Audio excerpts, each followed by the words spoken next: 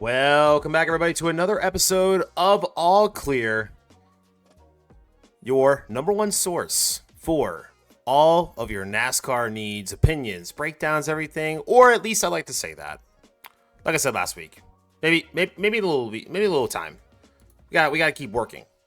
We got to keep working. But it's so good to see all of you here today. Thank you for tuning in to the third episode of the season. Last week was lots of fun with our main man, Harris Lou. He is such an awesome person, and I cannot wait to talk to our next guest here in just a little bit. We'll be sitting down with Brad Perez, aka Brad Perez, part-time Xfinity driver for Alpha Prime. He will be making his season debut this week at COTA.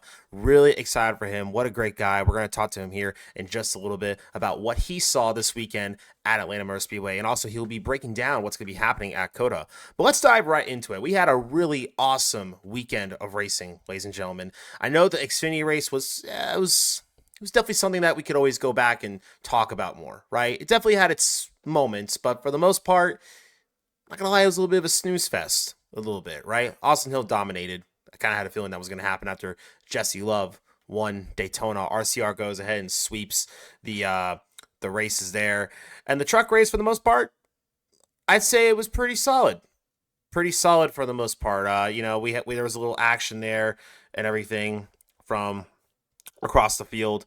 Definitely some sad moments in it. Obviously, Frankie Muniz was having a great run. He was running P11, and he had an issue there. A lot of people are pretty bummed out about that one. But at the end of the day, it was Kyle Busch who took the win.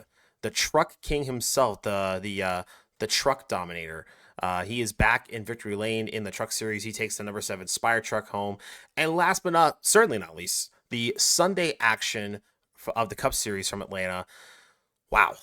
I mean, there's a lot to say about Sunday's action, just from an entertainment standpoint and just from a racing standpoint.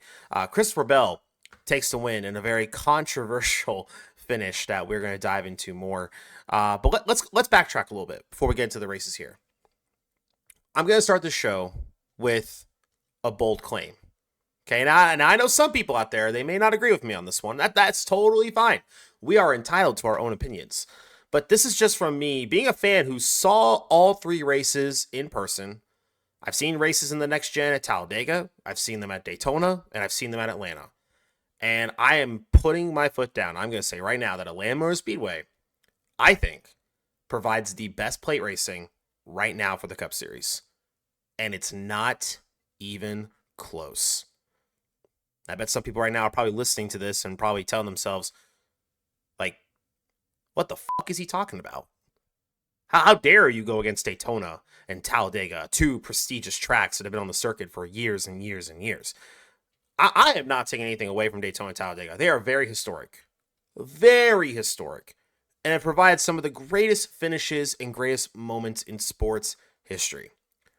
But when you go back and you watch what happened this weekend at Atlanta across all 3 series, especially the Cup Series, you listen to the drivers, you listen to the personalities, you listen to everybody involved in this sport, and they'll say right now that Atlanta is the best play track on the schedule right now. That's why it has 2 dates, ladies and gentlemen. They knew this track was getting better and better. As the pavement was getting older, the surface was getting a bit more loose, it was getting a little bit more age to it, and it was clear as day this weekend that this is just not any normal play track. This is a play track that requires a good amount of skill, a good handling car, and amazing instincts as well. And I think the best drivers at play racing, the ones who really know how to get the job done, were up at the front for the most part this weekend. We saw a lot of contenders in this one. I remember seeing, obviously I saw Kyle Larson, Chase Elliott, Bubba Wallace, Ryan Blaney, Logano, Cindric, Ross Chastain was up there. I felt like there was a good amount of people that were up there fighting for the win that had a good car.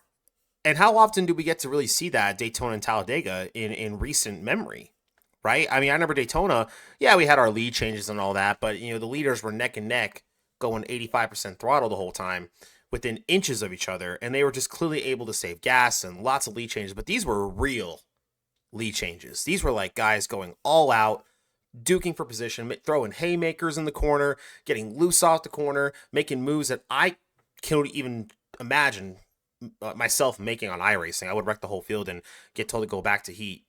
I would literally get a quote probably from someone online saying, "Go back to fucking heat, you clown." That's basically what would happen right there.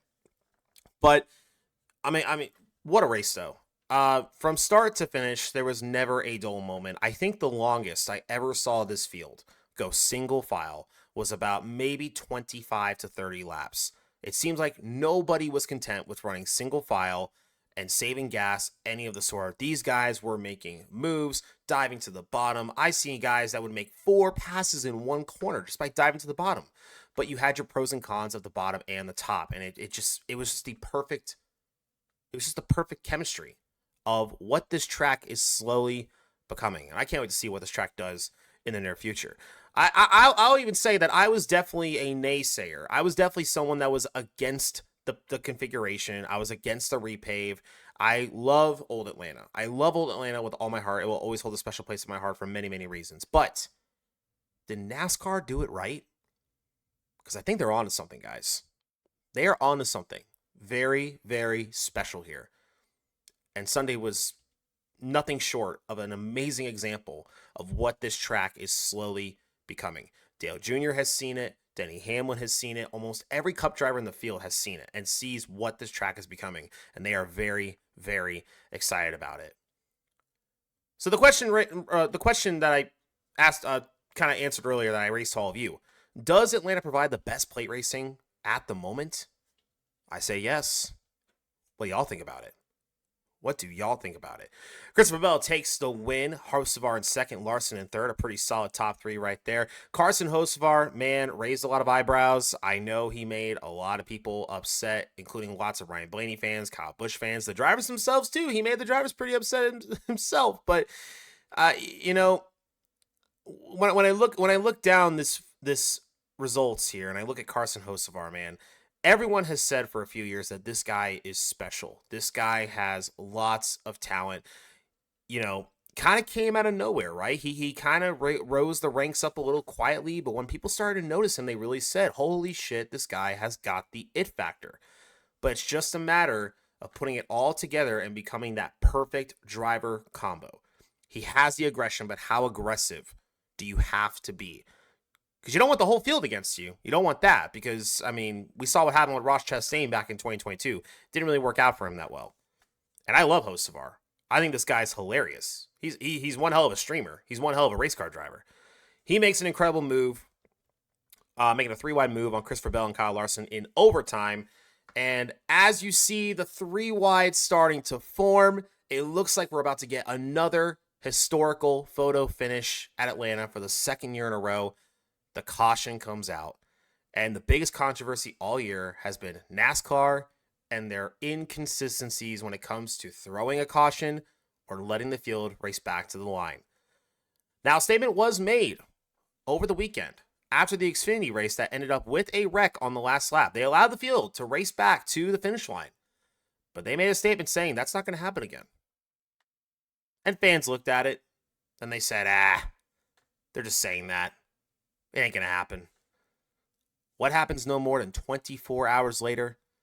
Josh Berry gets turned, goes head on into the backstretch, inside backstretch wall, the inside wall. Pretty hard hit, 30 Gs. Pretty decent hit. And it was about a 3-4 car collision. Cars are trying to avoid it, make it to the line. NASCAR throws the caution out. And it could not have come at the worst possible time with the camera angle that Fox was using. You see Carson Hocevar make a thrilling 3-wide move against Bell and Larson. And the fans are on their feet. I was on my feet. I was going crazy with my friends in the stands because I thought we were about to see some serious shit here. We're about to see either a first-time winner or at the very least a historical 3-wide finish. It's going to be crazy. It's going to be a crazy party in Atlanta. And the caution comes out. The amount of boos that I heard in the stands was the same equivalent of some of the drivers that fans hate the most at driver intros. Loud boos, craziness, people throwing F-bombs. I even saw a can or two of a drink being thrown. Thankfully, it didn't hit the track, but I saw shit get thrown. People were not happy about it. Saw a bunch of middle fingers up in the air. I saw everything that you possibly could see as a NASCAR fan who was disappointed. And I was disappointed at first too. But, going back and looking at the moment that the caution was thrown and taking a moment just to kind of step back and see what NASCAR was doing, I agree with the call now. I didn't agree with it at first when it first happened, but I agree with what they did. It was a pretty hard crash. Might not have looked like it on TV, especially from a fan standpoint, but NASCAR will always say that they care about the safety of these drivers more than anything else. And the last thing they want is a driver involved in a crash and someone trying to race back to the line and get a position just to hit that car who was already in a wreck and could potentially hurt that driver. We don't want to see that happen, and NASCAR doesn't want to see that happen. So NASCAR made a statement, and they said they are not going to let this happen again. They will throw a caution if they feel like it is needed on the last lap. They do not want this to happen again. And they stuck to their word. So you can actually say that NASCAR is 1-0 when it comes to being consistent on calls. Now, the big question is, where do they go from here? Is this the rule they make for the rest of the season, for the foreseeable future? Are they going to be consistent with this statement that they made? Is this going to make the drivers not want to be as aggressive on the last lap? Because now the big question for these drivers and everybody is, how aggressive do you really want to be now on this last lap? Because if a caution is thrown, your race is done. If you are not the leader, you are going home. You are not winning this race, right? So that just brings a lot of questions up. Is if NASCAR didn't make the right call, which I think they did, do you think they stick with this now and move forward and stick with this rule of a caution will be thrown out on this last lap with a wreck happening, right? I'm all about consistency with NASCAR. I think NASCAR has been on such a terrible reign of inconsistent calls that have put such a bad taste in everyone's mouths with this sport, especially for fans that are trying to watch it. It's sickening sometimes, but I have to give credit when credit is due that they made the right call and they stuck with it. So will they stick with this now? Only time's going to tell. Only time will tell, especially at COTA. I don't think we're going to have this issue in COTA. COTA is a very wide track. I don't see a big multi-car crash happening on the last lap that could potentially be dangerous. If it is, I don't know where it's going to be. If it did happen, I'll eat my own hat. JK, I won't actually do that. I actually like this hat I got. I actually got this at the track. I actually got a good amount of merch at Atlanta. I got that new Larson limited hat that came out, that home track hat with the coloring.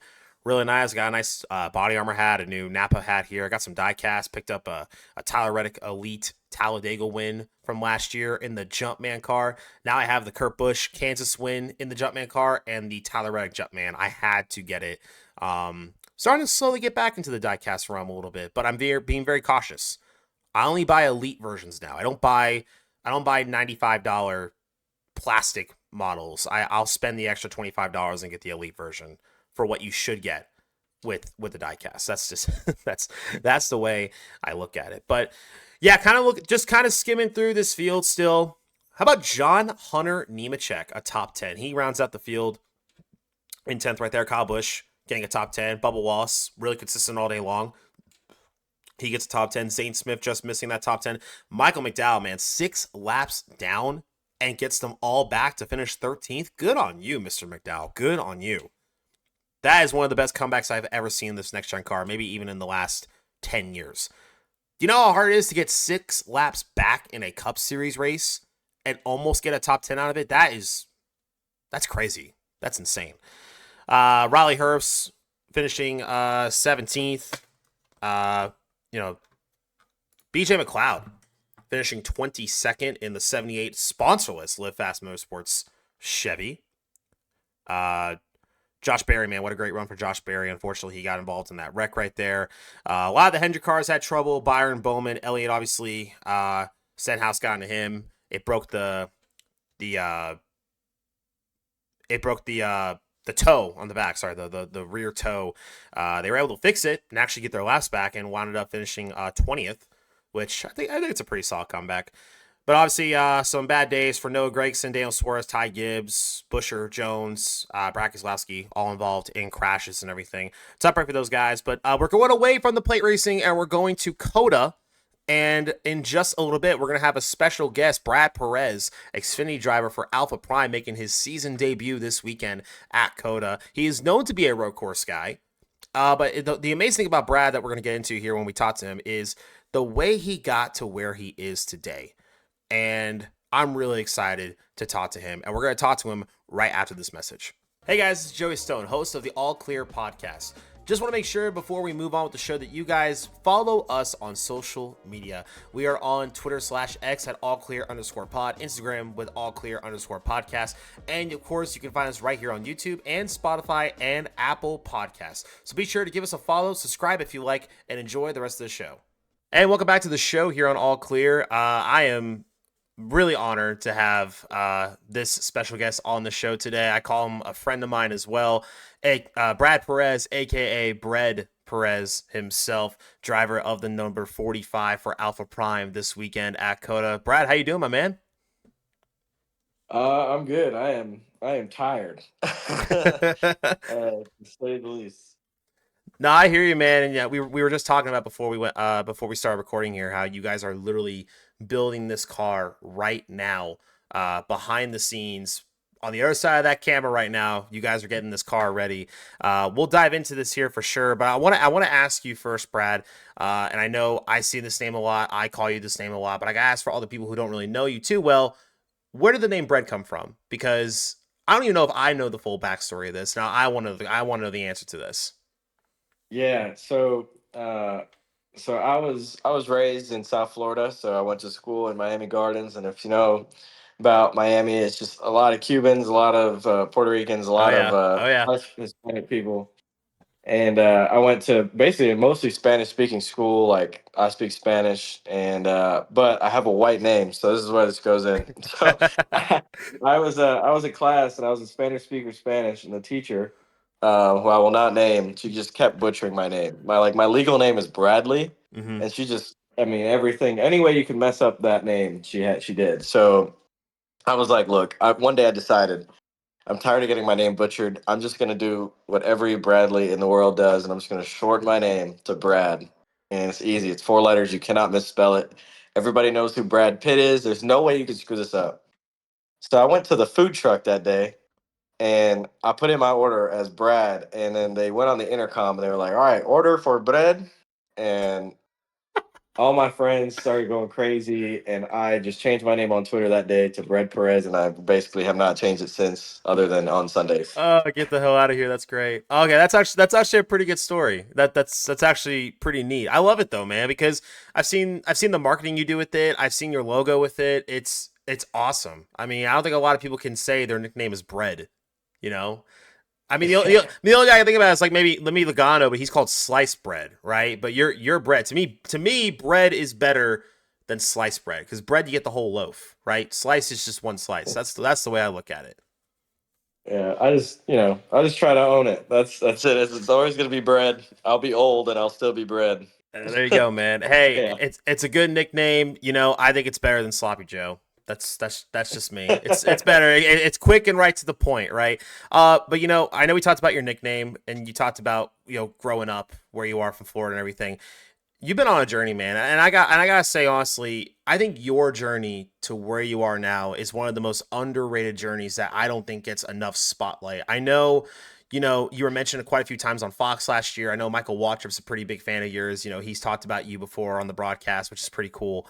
But you've went from tire specialist, right? And I remember seeing a post that you got a paycheck from JDM for like what, $400, right? That's what you were living off of. And now here you are from tire specialist to Xfinity driver for Alpha Prime. And how I guess what I want to ask you the question I want to ask you about this is how has that journey been for you and what have you learned from it? Because I gotta say, it's definitely a journey that I don't think a lot of people would stick with, right? I mean, because this has been what? This has been how many years since you've started this? Man, we're going on like 5 years, almost six, actually like 6 years. Wow. And yeah, I don't know. I think it's something that I was so focused on doing because I couldn't picture myself doing anything else. Like I'm a very competitively driven person, and you might not see that because we're gonna be like 25th on Saturday, but like anything that I could do to try to get ahead, and I want to be able to do anything to like the best of my abilities. And I felt like the only thing that I felt like I did really well was driving, and whatever it may be, we didn't have the money and blah blah blah, and like I could like whine and complain about not having enough money to do it, but I was like, look, I'm just gonna be a part of it, and things fall what they may. At the end of the day, it's really crappy to say this, but it's true. At the end of the day, it's just money. Yeah, no, You know, that's what it is today. rich people have it. Yeah. It's somewhere. So if I can go find it, what's stopping me from finding it? And I went on that journey with the idea that one day I was going to drive. I didn't think how it was going to happen. I don't know when it was going to happen. It could have happened when I was like 35. It could have happened when I was 40. And I'm thankful to have met the right people and worked hard enough for people to understand that like I really wanted to do it because I want to do it. I didn't do it. There's no ulterior motive for me. I'm not here to make like a paycheck. Of course I would like to make a living. That's about it. Well, who Like, would? Who wouldn't want to be driving race cars and make a living, right?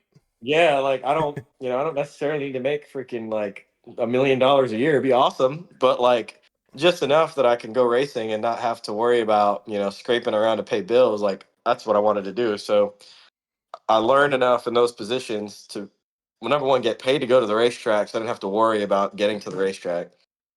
And then two, making the most of those opportunities and meeting the right people. And I'm glad that I did, and I'm thankful for people like Curtis Sutton from Rackley Roofing. I mean, I'm thankful for, Eric Wyson and Clay. I'm thankful for Brett Jameson from Apex Coffee Roasters, because along that journey, I met them not thinking anything of it.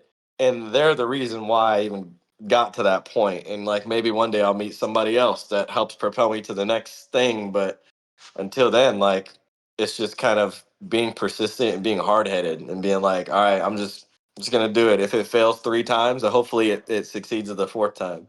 Was there ever like a moment though that you kind of told yourself like maybe I shouldn't chase this? Was there ever those times like maybe late at night or just one of those rough weekends or so? Did you ever have those doubts? And like how did you fight through those doubts?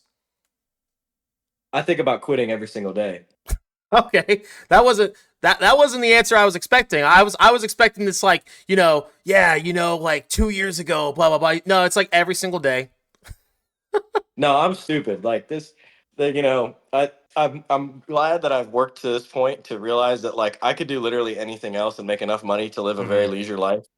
But I decide to do this, and this is a choice. This is 100% a choice for me. Mm-hmm. And I think about quitting every single day because of how absolutely horrendously difficult some of this stuff is, and sometimes the people you got to deal with, and you know misunderstandings and miscommunications, and people just absolutely making it the worst for you. Yeah. And like the only person that's going to be your champion is yourself. And that's like kind of like anything in any business where like you have to put yourself in front of people, like whether you're in media or racing or sports or whatever. And you just kind of have to look at yourself and be like, do I want to do this? Yeah, I've gotten this far, and actually, it's the only thing that really makes me happy. So I'm just gonna keep suffering until it works out. Pretty much every career in the world these days, and how the work life is these days. You just go with the career. You do what you want to do, get paid for it maybe, and just keep on going until the next one comes up. Yeah, and as much as I've mentioned suffering and hating it, but like the reality is like I would not be here, and I wouldn't be at the shop right now at for 5:53 p.m. here if I didn't like care about this. Yeah. Like the moment the care goes away, like I will disappear. But like I care about this, and I feel like I'm gonna care about this for a pretty long time, even if it doesn't quote unquote work out. So Yeah, and that goes with like anything, right? For example, me like doing this show here, right? I'm starting this back up because I want to. I feel like the whole NASCAR ride that I had, right, for those couple years, it was great. It was fun. It paid my bills. Like I was able to live off of that, right? But it's not really as big as it used to be anymore, especially on the console side. Will it come back? Maybe. You don't know. But I'll always be there ready to go. If it comes back, I'll always take a run at it. But, I love this sport, like you talk about. You love it. That drive is there. And that drive for me is still there. And I want to get this show rolling and do some good things with it, man, because, I always want to go try to find an open door for me to do something fun. And that's the same thing with you when it comes to your driving. Yeah, I mean, like I said, man, like you take a talent that you have, and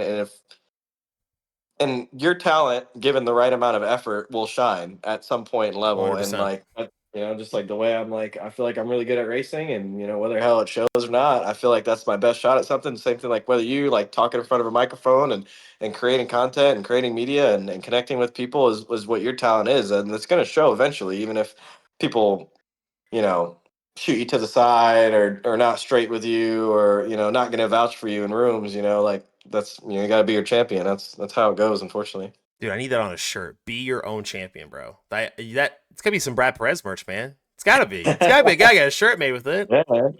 Dude, Sloppy Joe's the Sloppy Joe champion, freaking however many years running, dude. Just gonna Hell keep winning yeah. that championship every We're year. gonna, we're gonna put that on a shirt after this is over with. Um, so I like I said, I love your story, man. And we're getting ready for COTA this week. You're in the car, but like you mentioned before, you're at the track almost every week, man. You don't stop. You're going. Whether you're in the race car or working on the race car, you are there.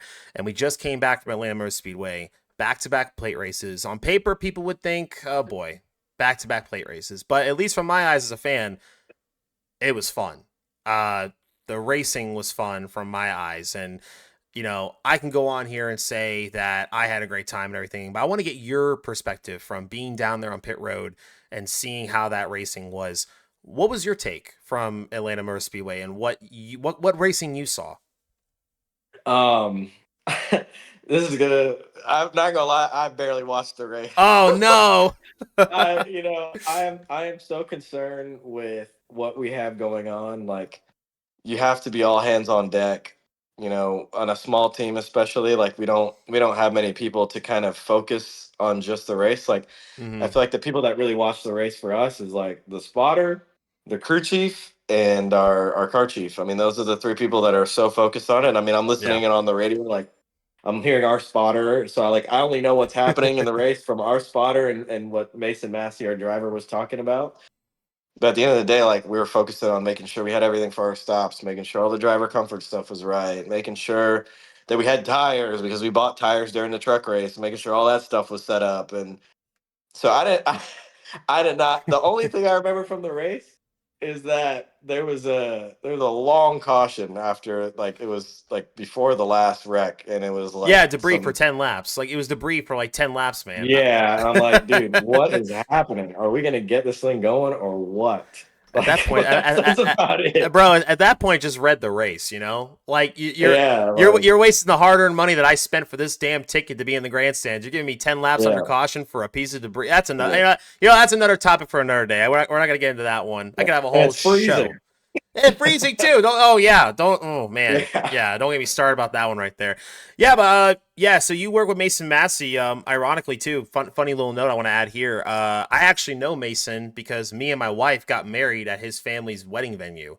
Back in Nice. 2023, and I actually did photography for Mason last year at Atlanta in the spring race. Isn't he from So Douglasville? yeah. Yeah, yeah. I can't remember if Or it was where's from he? Douglasville.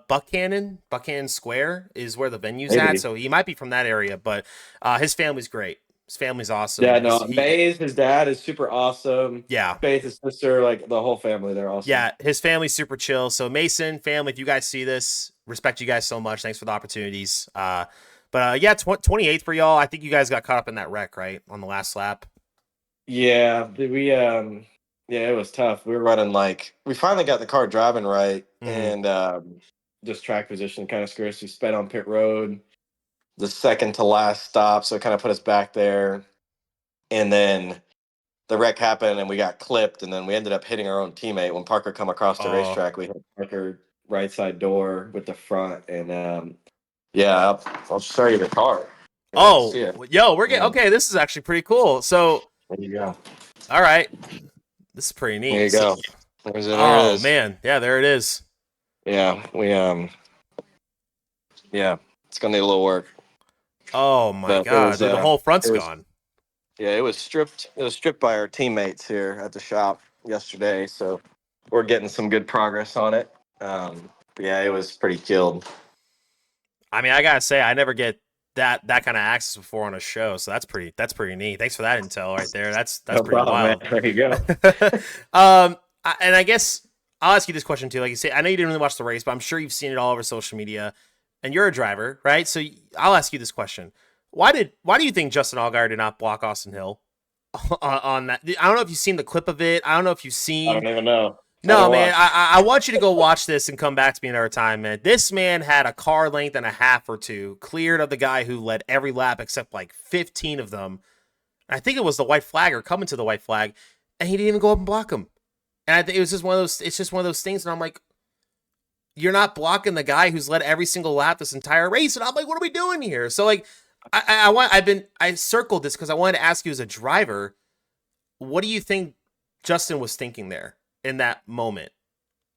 I don't know exactly what he was thinking because I have not seen the clip. No, I don't even know what happened. All I know is the four got wrecked by the Yeah. 19. That's about the only thing Yep. that I remember right, seeing. right, rightfully so. Rightfully so. It blurred out to me after that happened. But because I was so mad that Parker got fenced. But He was doing so good too, man. I mean, yeah, Parker is yeah, such an underrated driver. I mean, I've said it. This dude is literally like that opportunity away from like breaking through. And let alone, I mean, look what he's been doing with that Ford car with you guys. I mean, yeah. I mean, it's this is what I crazy. kept. This is what I preach to people. Like, I've been told a lot that like, Alpha Prime's not a great place or whatever, and like, whatever. Like, so what? Like I like this team. I like, we go through our rough patches. Like I'm not gonna say that the 4 team, the 44 team, and the 45 team are equals. They're not like, Mm-hmm. but at the end of the day, like if you put some budget behind our program, like Parker has, and they brought good money to Mm-hmm. that four car with his partners, like, you get Lease Motors, you get an awesome crew chief like Joe Williams, you get an awesome team, Nate Vos, Rich DeGasperis, DeAndre, Algood. And I mean, that team is so good. They put up really good race cars. You get the budget, and look what you can do.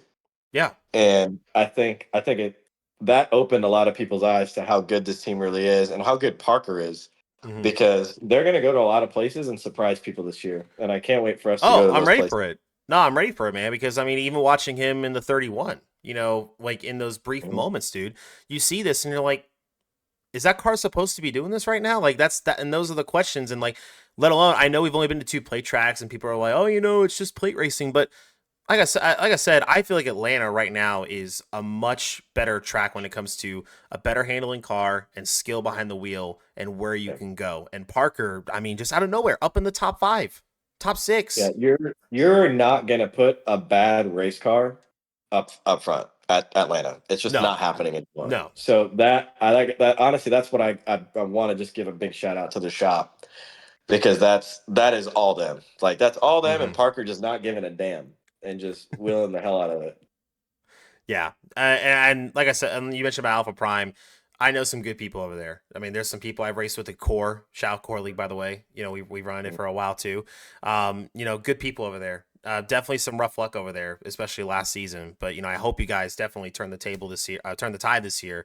Start especially with you, man, at COTA, dude, because I mean, I know you're gonna wheel that thing. I have no doubt in my mind you're gonna wheel that thing. I'm calling top 20 for you, dude. I'll call top Dude, 20 I for you right hope. now. Yeah, man. We're working hard on this thing, man. I feel like I can do it. I feel like I've been putting myself in a lot of positions where it's uncomfortable, and then I've been having to make races and doing the less money to try to figure out how am I going to go faster and do more races and get more experience. And I feel like have is going to help.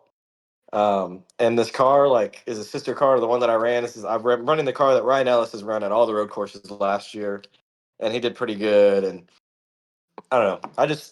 I think we're gonna do well. We got to work over qualifying. That's gonna be the biggest deal of the weekend. All three entries over the 38 count are all star cars. Like you got the 9, the 17, and the 50 Preston Pardis. I mean, those guys are all gonna be quick. So it's gonna be a really interesting qualifying. Oh, absolutely, dude. But like, come on, man, be your own champion, bro. You told me the same thing. Be your own I champion, know. Mr. Perez. Yeah, man, dude. Look, I keep telling people this as much as I get nervous or, whatever, if I'm, frustrated, at the end of the day, I'm not going to show out there and strap it on if I don't think I'm better than a lot of those guys. So Hmm. I'm going to go out there and do the thing. But, that's what you take the risk on. You got to bet on yourself.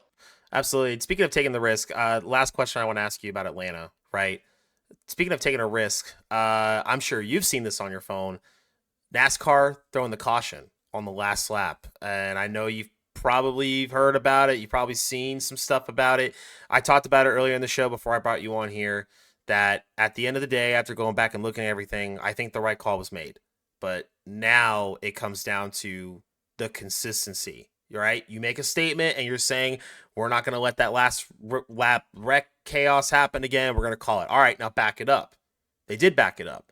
So I'll ask you as a driver, because I'm sure you've seen scenarios played out where there's some pretty hectic crashes going on when you maybe want to see that caution get thrown out. Or maybe as a driver, you want to race back to the line, right? What's your take on the call that NASCAR made, and what do you think they will be doing moving forward? Hey, I think that the whole deal with this caution thing is the reason why we even have these premature cautions is safety related. Yeah. And I think that's something that a lot of people forget.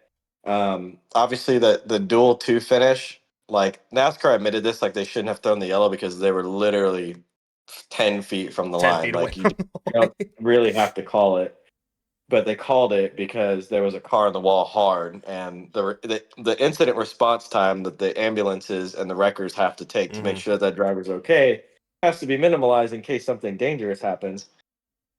um like I'll mention this, there was a driver, and I will not name this driver's name, that had an incident at Las Vegas a couple of years ago in the truck race, and had an actual like serious injury, like pretty serious injury, and NASCAR did not call the caution for 2 laps while he was sitting there Oh, trying to get a green flag finish. So that things like that are the reason why NASCAR makes these decisions.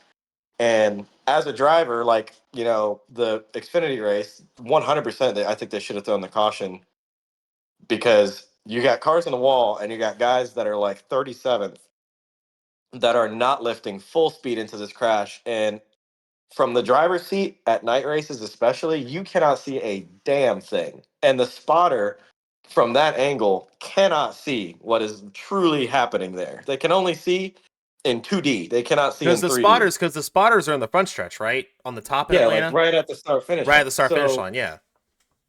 there's no way that they can see if a car's coming across the racetrack right or left, and it's already dark. Like those lights back there aren't really that bright. Like on TV, they look brighter than they are in real life.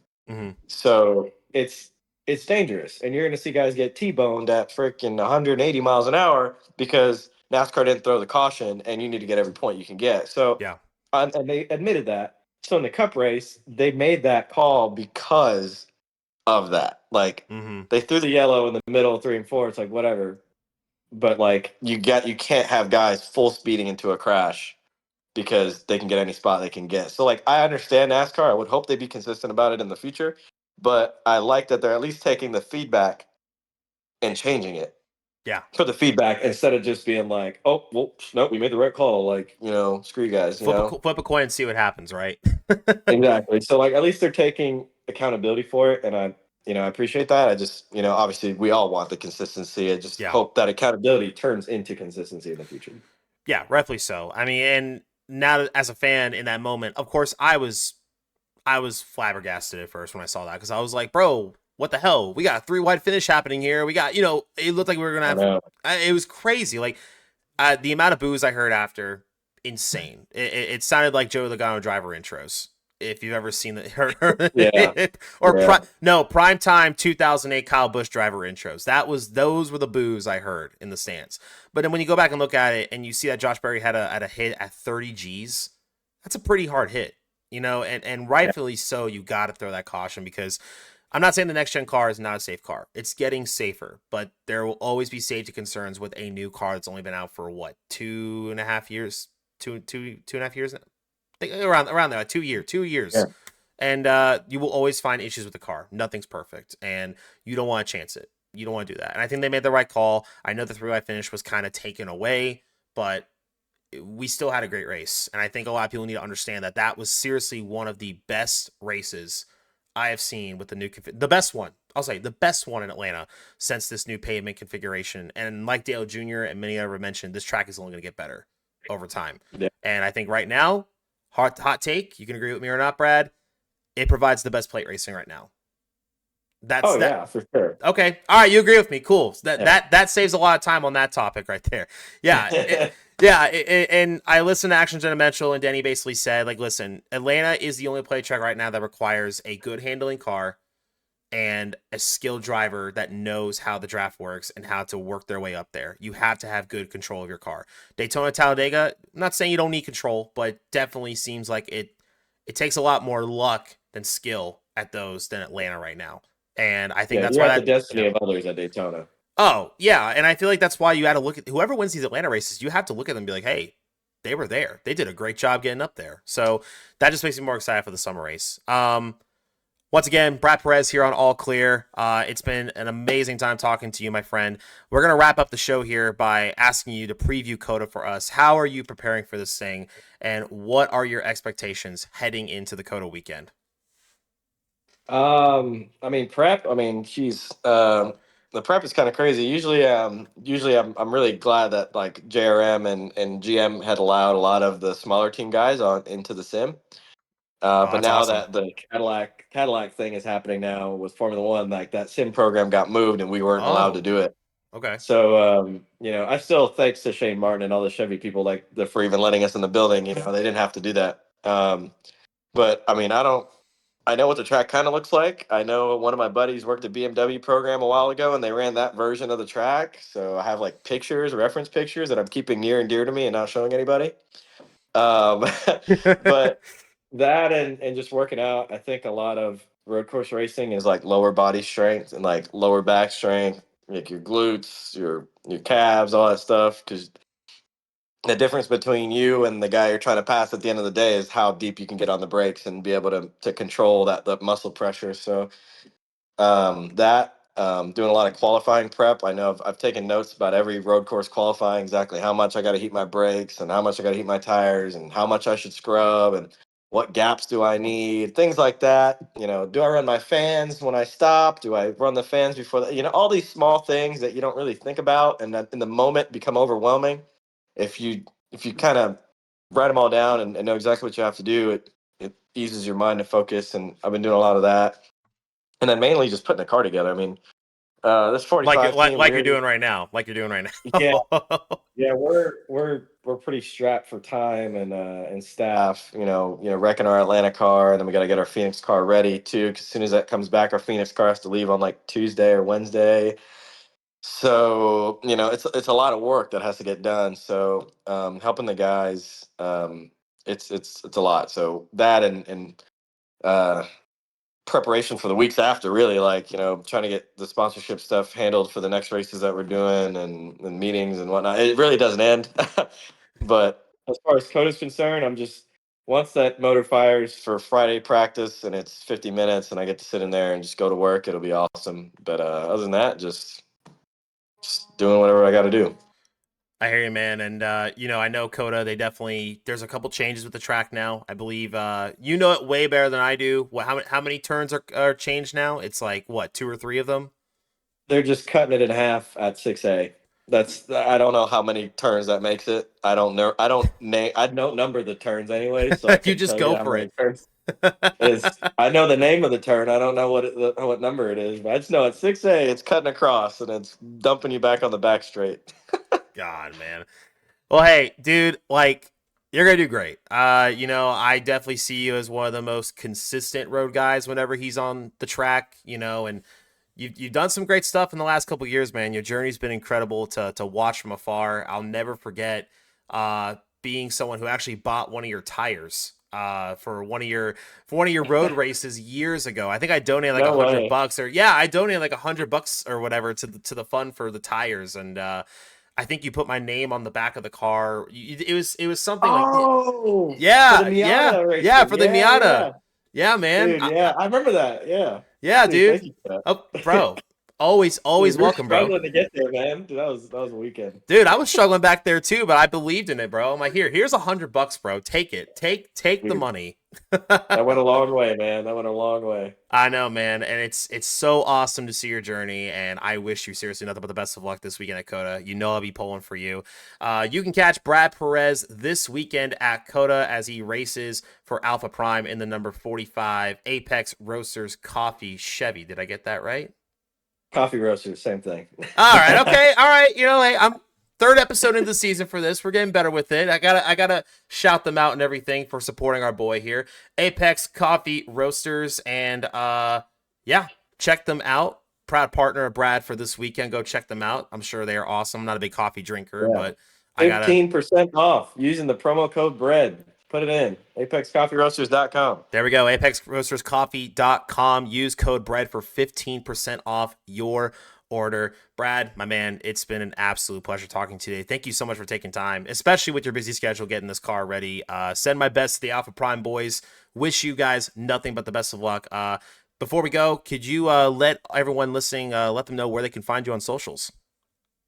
You can find me on the Twitter at Brad X Perez and on Instagram at Brad Brad, and everything else is not relevant because I only use those two social medias.